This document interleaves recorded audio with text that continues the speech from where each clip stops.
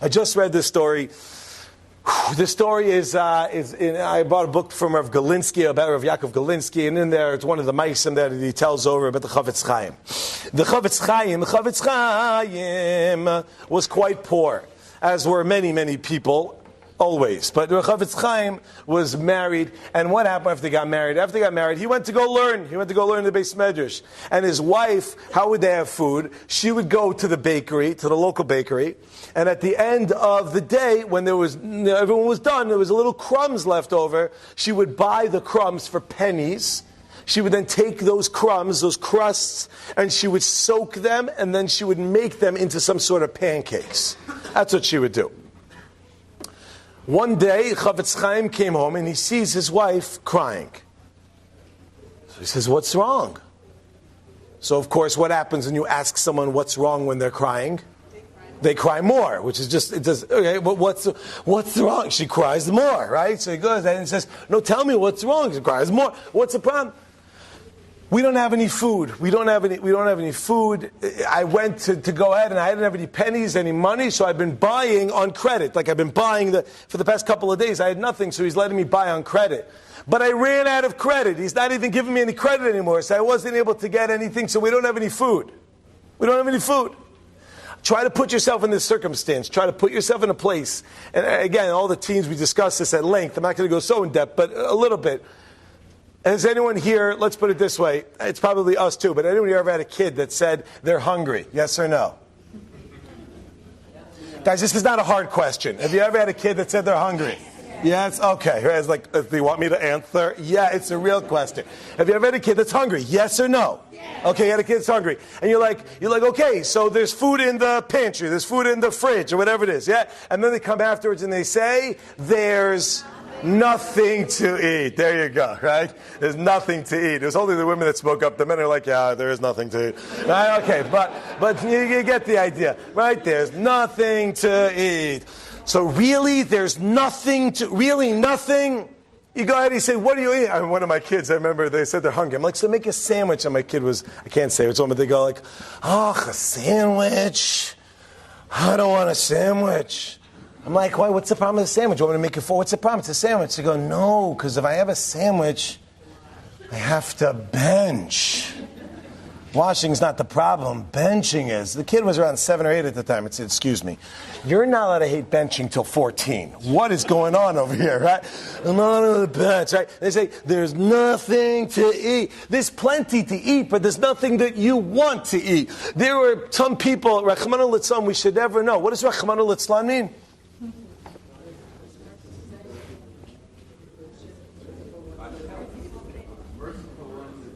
Okay, how many were in my shiur the other day when I asked this question?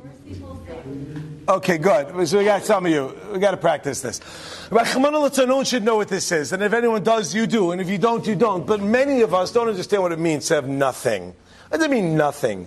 Chofetz Chaim's wife said, we have nothing. The delicacy, the snack, the vegetable, the everything, the protein was this little put together crumbs soaked in something, and that's all that it was. That's all they had. And they don't have that anymore. It's nothing. I want you to put yourself in such a circumstance and think about that. Think about coming back and you have nothing.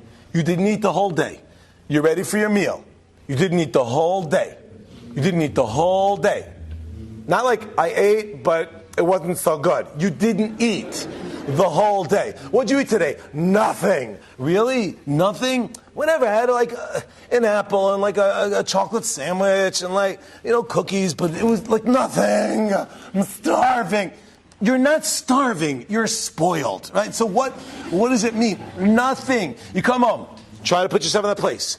Now for every man, of course, we all expect to walk in and everything's going to be ready, good to go. Anyway, so you walk in. And there's nothing there. And your wife is crying. And you say, what's the problem? There's no food. The bakery guy, the baker, he's not extending credit.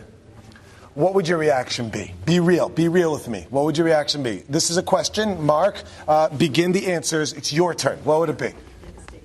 What? Devastation. After that. Kill the baker. Now we're talking. Could you please get the camera on this guy right here? Okay, yeah. Don't worry about it. He's wearing a checkered shirt in the front row. Let's move. Okay, so what would your reaction be, right? Kill the baker. Would anyone here think of going to talk to the baker? Yes or no? Anybody? Do we have to do it the other way? If you would think of talking to the baker, stare at me blankly. Good. So you would all think of going to talk to the baker, right? All right. As they don't have a different answer. If you don't have a different answer, that means you're agreeing with that answer. Different answer? What? Stop it. Okay, so what we do? It's a gamzula tova, right? What? Say again?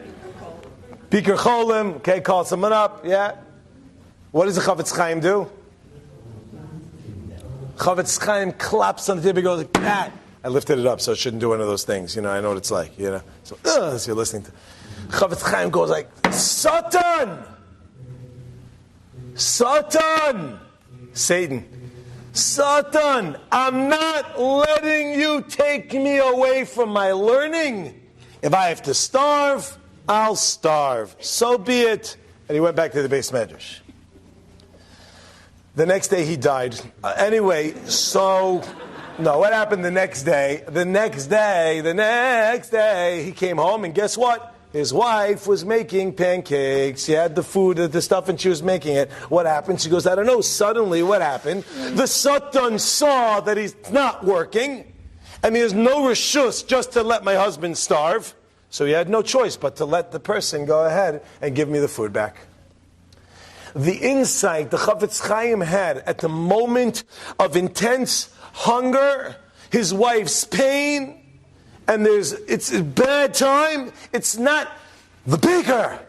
That's it. It's Ribbon Shalom, not letting the Satan do this. I know what's behind this. I understand. This is only the Ribbon Shalom testing me. This is the Ribbon Shalom testing me through the Satan, and I'm not going to let it happen.